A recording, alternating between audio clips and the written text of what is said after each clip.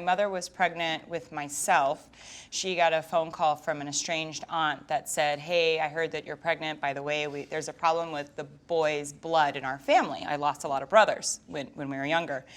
Click kind of thing. And so she wasn't really sure what happened. I was born, I was a girl. She didn't worry about it. My brother was born. And when he came out, then he had the heel stick and it didn't stop bleeding. And then at that point, he was like airlifted to Children's Hospital in Los Angeles, and they figured out what was wrong with him. And we actually ended up finding out that my boys are probably the 5th or 6th generation.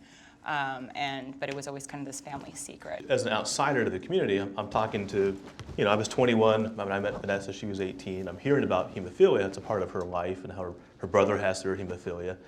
And I also heard about her going to camp back at Big Bear in California, and how every year people would come to camp, and the next year they might not be there because they got sick, they had the co-infection with HIV, didn't make it back the next year. And that was a really, as a new person first hearing about hemophilia, that was pretty strange and scary and freaky. I was a freshman in high school.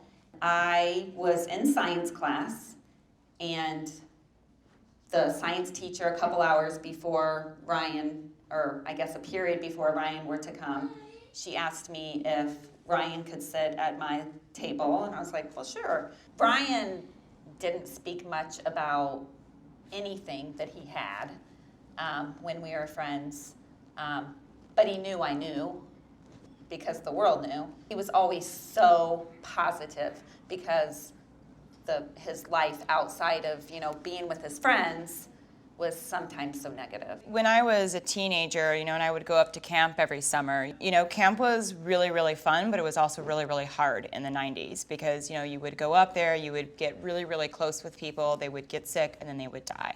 And I remember very clearly of just some kids even getting taken down the mountain, and they would die. They would go up on Monday, and then they would be dead by Friday, and that was like their last wish to kind of be up there. I was really burnt out because I was tired of crying. I was tired of being so sad, and it's a lot for, a young girl. I think within hours of Elias's birth, Jeannie came and saw us, and I was wide-eyed and worried, and what do I do? I'm a poor graduate student, we don't have any money, where do we get medication, where do we get factor? And there they were to set me at ease and tell me, look, it's gonna be okay, there are resources out there for everyone. So if there's any new dads here today, find me. I'll be happy to talk your ear off about how it's all going to be a cakewalk. Sam is the youngest of 8 kids. And when I was in college, Sam wanted to do Special Olympics, and there wasn't a program in our county, so I decided to start one. We went from one athlete, being Sam, to nearly 1,000 in about 20 years. So I ran Special Olympics Hamilton County for 20 years as a volunteer. I was addicted. I loved it. I loved everything about it. I think for me, the first, when I first started kind of getting more involved was right when I was diagnosed. I was, I think I was like 12 or 14 years old. I went in and got my tonsils out, and I didn't stop bleeding, and it was very, very traumatic. And so it's not just my brother, anymore, like, hey, I've got the problem too. Can I add one really important detail of that story she left out? Of course. The doctors told her she can't have hemophilia. She's a girl. She can't have this problem. Only boys can get it. I think that particular doctor, or maybe the medical establishment as a whole at that time, didn't really recognize the possibility of women having hemophilia. So these 2 residents come walking in to catch Emmett because he came so quickly.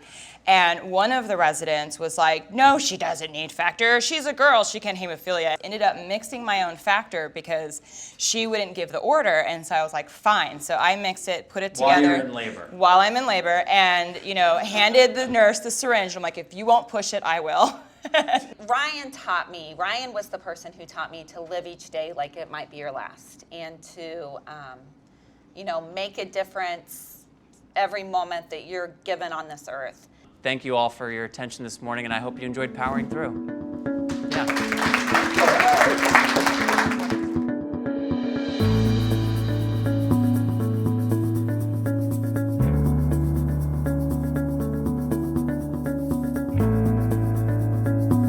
To watch video from any of our previous Powering Through sessions, visit poweringthrough.org, or to learn more about National Cornerstone Healthcare Services, NCHS, visit nchswecare.com.